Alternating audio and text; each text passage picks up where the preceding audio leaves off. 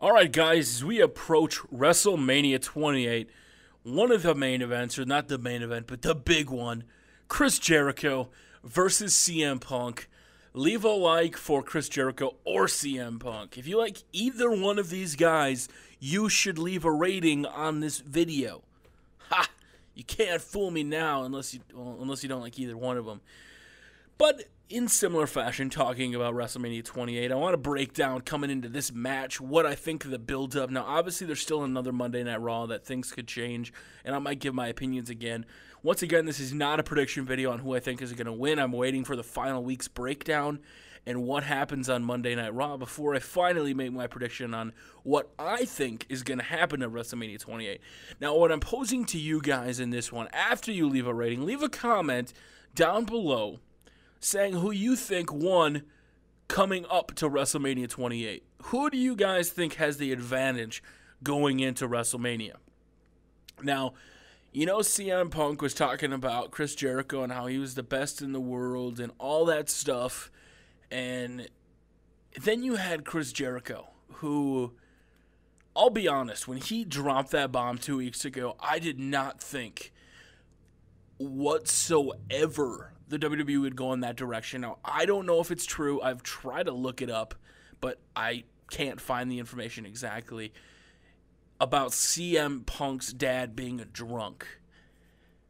And, bringing in this whole, straight edge thing into question and about how Punk's going to drink a beer.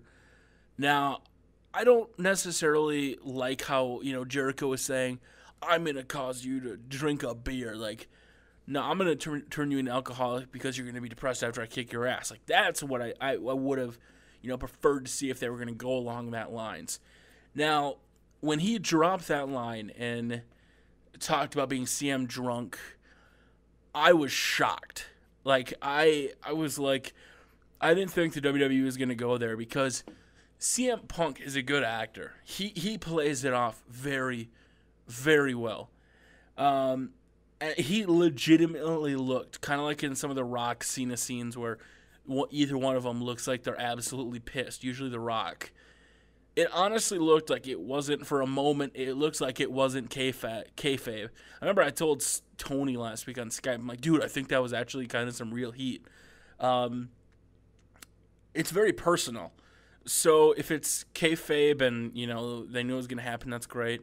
Chris Jericho does have a big mouth and pitches a lot of his own ideas. And I think it is great build-up for the feud. Now, I wish there would have been something like, if I beat you, you've got to take a drink to denounce your straight edge, whatever. I don't know if I would have gotten that far necessarily. But I like what they're doing. I think it's good. And then last week when Chris Jericho went a step farther and apologized to, CM Punk and said, I'm not going to talk to about your father anymore. I'm sorry. I apologize for it. But then your sister, she's a druggie. Like, I was not expecting that at all either. It's like the WWE is taking it a step farther. Now, I know there's 6 weeks between WrestleMania and Elimination Chamber, so there's plenty of time to build feuds, but this is how pay-per-view should be every single month. There should be this much build-up into a feud where all the matches have some sort of backstory and line. This is what pay-per-view should be, in my personal opinion. So the question is, guys, is the best in the world at everything he does, or the best in the world, so-called, who won the build-up, in your opinion? Was it Chris Jericho with the whole CM drunk line? Was it, CM Punk getting the victories? What was it? Who do you guys think won the build-up for WrestleMania 20? Not who's going to win, but who won the build-up. My name is Tubby, Twitter.com/.